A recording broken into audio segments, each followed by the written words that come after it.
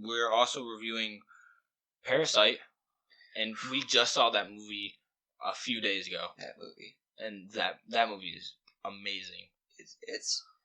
I'm not saying the ending was bad or anything.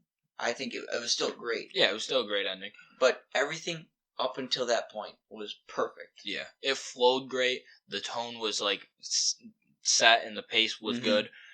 But the ending just feels a little bit off by comparison. And at first, when the subtitles show up, you're probably thinking, this is going to get boring after a while. But then, I honestly, I didn't even notice after a while. I just was so absorbed into the performances because I don't know their names, but the actors who played these characters were tremendous. Yes. The tension in the movie and the humor is surprisingly great, considering all the tension throughout it. And you were telling me right after we saw it about Rian Johnson writing himself into the corner with The Last Jedi. Right. And how it seemed like Bong Joon-ho did a similar thing with us by the ending. Like, I feel like that can lead to very creative stories, and that's what happened with Parasite. But at the end, he kind of wrote himself into a corner, and couldn't get his way out of it without just doing some exposition. Yeah.